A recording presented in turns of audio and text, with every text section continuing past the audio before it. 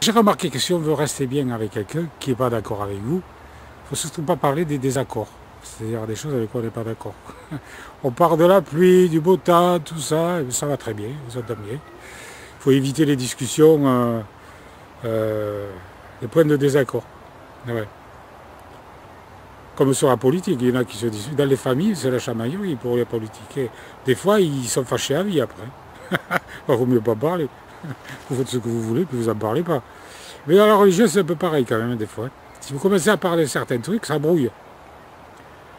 Alors, des fois, ça ne veut pas dire qu'il ne faut pas le faire. Bon, quand on a un ministère, Paul ne se prévient pas de dire qu'il n'était pas d'accord avec les faux docteurs. Il le disait. Hein. Bon, il faut le dire.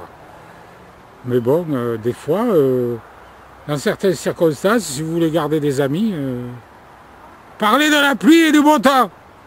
Il fait beau. Vous ne trouvez pas qu'il fait beau? Il va te dire, ouais, il fait beau, nice day. Jésus-Christ a dit, je suis la porte. Si quelqu'un entre par moi, il sera sauvé. Si quelqu'un entre par ailleurs, c'est un voleur et un brigand. À tous ceux qui ont reçu Yeshua, Jésus-Christ, dit la Bible, à ceux qui croient en son nom, il a donné le pouvoir de devenir un enfant de Dieu. Crois au Seigneur Yeshua, Jésus-Christ, et tu seras sauvé, dit la Bible. Êtes-vous sauvé? Le savez-vous? Êtes-vous né de nouveau? Êtes-vous passé de la mort à la vie, des ténèbres à la lumière? Yeshua, Jésus-Christ a dit aussi, « Venez à moi, vous tous qui êtes fatigués et chargés, et je vous donnerai du repos. » Et encore, « Je suis la porte. Celui qui entre par moi sera sauvé. Si quelqu'un entre par ailleurs, c'est un voleur et un brigand. » Le salut en Yeshua, Jésus-Christ, est gratuit. C'est un cadeau que Dieu nous fait. Il ne dépend pas des bonnes œuvres. Et pourtant, lorsqu'on est sauvé, lorsqu'on a accepté Yeshua comme sauveur et maître de sa vie, Yeshua nous change. Et il nous change pourquoi? Pour faire de bonnes œuvres. Il nous a sauvés, dit l'apôtre Paul, pour de bonnes œuvres qu'il a préparées d'avance afin que nous les pratiquions. Et quelles sont ces œuvres préparées d'avance? Ce sont les œuvres de Moïse. Elles ont été préparées d'avance. C'est-à-dire qu'il les a données. Il y a les tables de la loi, les 10 commandements, mais dans la loi, il n'y a pas que les 10 commandements. Il y a aussi tout le reste. Et alors, il y en a qui choisissent les 10 commandements et qui laissent le reste. On va dire plutôt les 9, parce qu'ils ont changé. Parce que Yeshua, Yahweh dit dans sa parole, dans les 10 commandements, tu observeras mes Shabbats. Le Shabbat, c'est le samedi. Hein.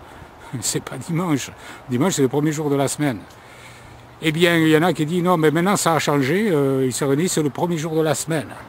J'ai déjà expliqué dans une vidéo que le premier jour de la semaine, ils se réunissaient pour rompre le pain, que rompre le pain, c'était pas prendre la Sainte Seine, c'était prendre un repas en commun. Ils avaient fait des communautés, ils prenaient des repas en commun. Donc ils ont changé le Shabbat, ça c'est l'Église catholique qui l'a fait, et alors les évangéliques ont récupéré le dimanche. Donc ils ont annulé le Shabbat et ils suivent les 9 commandements. Ben, c'est une erreur. Parce qu'en fait, rien n'a changé. C'est avec le temps que les choses ont changé.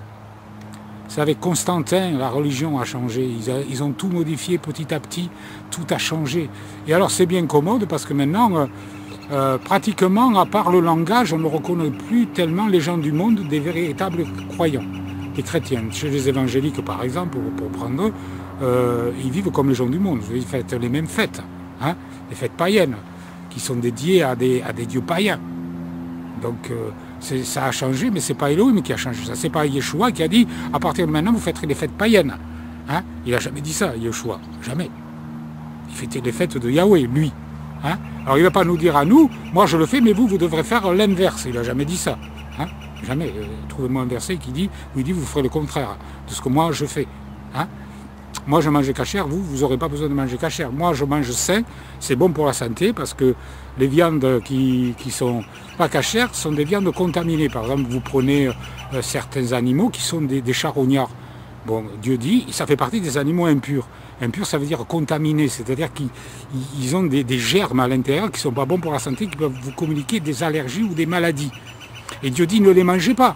S'il le dit, c'est pour quelque chose. Pourquoi est-ce qu'il le dirait? Pour le plaisir de dire, bon, je vous donne des ordres, mais je ne sais pas pourquoi.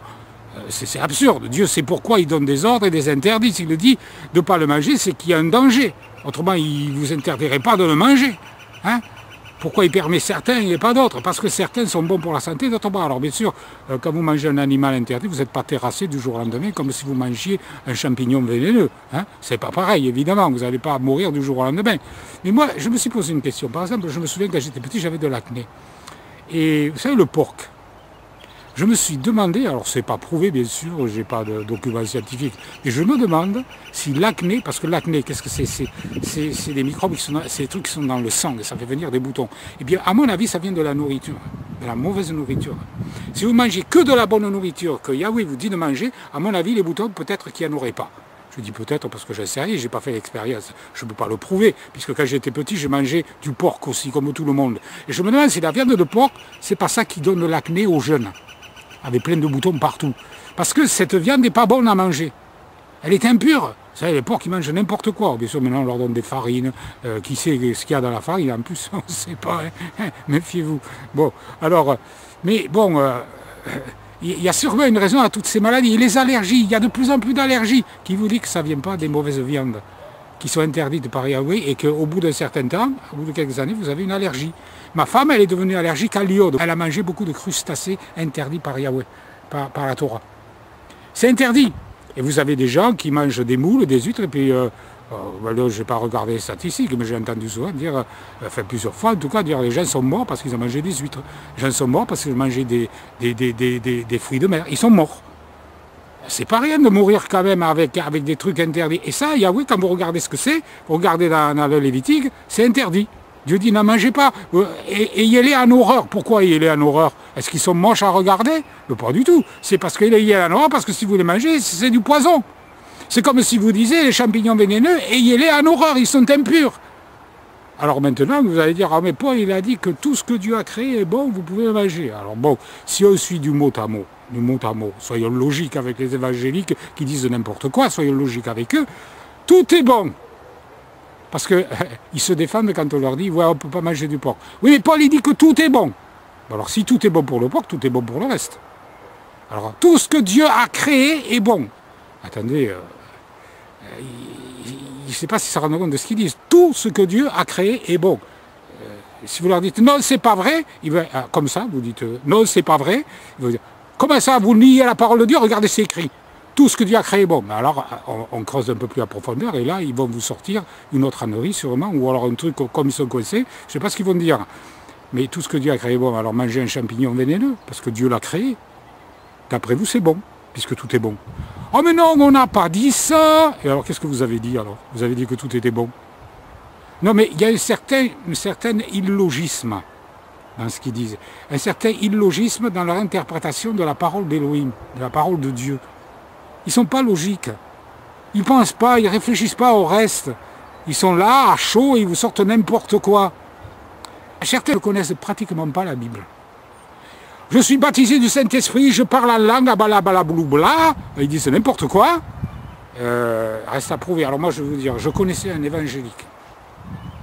Il s'appelait Fernand Legrand. Fernand Legrand, il a été banni des pentecôtistes. Mais lui, il était pentecôtiste avant.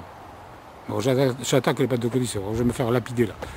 Mais il a fait l'expérience avec le parler en langue. Quand il parlait en langue, il y a un homme, il disait « je parle en langue ». Alors il a pris un magnétophone, il l'a enregistré. Et puis après, il a été voir quelqu'un qui a le don d'interpréter les langues. Parce que le parler en langue des pentecôtistes, c'est incompréhensible. C'est-à-dire, c'est pas difficile de dire que vous parlez, vous dites n'importe quoi, et les gens sont obligés de vous croire. Parce que vous dites que vous parlez en langue. Qu'est-ce que ça veut dire? On ne sait pas. C'est même pas une langue connue d'ailleurs. Il dit c'est la langue des anges. Bon. Alors il a enregistré, il a dit à celui qui a interprété, qu'est-ce que ça veut dire? Alors l'autre, comme il dit qu'il a le don d'interpréter, il n'a pas voulu paraître bête, il a interprété. Il a dit, ouais, ça veut dire ça, ça, ça et ça. Voilà. Et bien après, il est allé en voir un autre, qui a aussi le don d'interpréter. Il a fait écouter la même chose. Seulement, le problème, c'est qu'il n'interprétait pas du tout la même chose. C'était pas du tout la même chose qu'il avait interprété. Il disait, oui, mais il dit ça, et c'était pas ce que l'autre avait dit qu'il disait. Là, il y en a un des deux qui ne sait pas interpréter, ou alors l'autre, il dit vraiment n'importe quoi. Alors, c'est facile de dire qu'on parle en langue, c'est facile de dire qu'on a le don d'interpréter, c'est facile de dire qu'on est chrétien, c'est facile de dire qu'on est sauvé, encore faut-il le prouver. Alors certains diront, n'avons-nous pas fait beaucoup de miracles par ton nom, n'avons-nous pas chassé des démons par ton nom? Et je leur dirai ouvertement, a dit Jésus-Christ, Yeshua, il a dit, je ne vous connais pas. Retirez-vous de moi, vous qui commettez l'iniquité. Et qu'est-ce que c'est l'iniquité? C'est quoi l'iniquité? La Bible dit c'est la transgression de la Torah. Celui qui transgresse la Torah, celui qui transgresse la loi, il pêche. C'est quoi le contraire du péché? C'est pas continuer à transgresser la Torah, c'est ne pas la transgresser. C'est ça, ne pas pécher. Le péché, c'est transgresser, ne pas pécher, c'est arrêter de transgresser.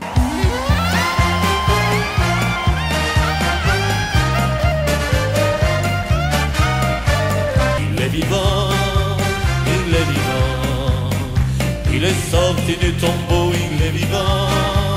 Il est vivant, il est vivant. Il est roi des rois, éternellement. Merci à toi mon Dieu qui a donné ton Fils et nous a donné la pleine victoire en son nom. Tout genou fléchira, toute langue confessera que Yeshua est Seigneur, béni soit son nom. Jésus-Christ a dit, je suis le chemin, la vérité et la vie, et nul ne vient au Père que par moi. Je n'ai payé ni or ni argent, j'ai tout et gratuitement. Car pour moi Jésus a versé son sang et je suis sauvé maintenant. Christ alone, my hope is found. He is my light, my strength, my song. This cornerstone, this solid ground, firm through the fiercest drought and storm. What heights of love, what depths of peace, when fears are stilled, when striving cease. My comforter, my all in all, here in the love of Christ I stand. Let's try that together in Christ alone. In Christ alone, my hope is found. He is my light, my strength, my song. This cornerstone, this solid ground, firm through the fiercest drought and storm. What heights of love, what depths of peace, when fears are stilled, when striving cease. My comforter, my all in all, here in the love of Christ I stand. Christ alone took on flesh. In Christ alone,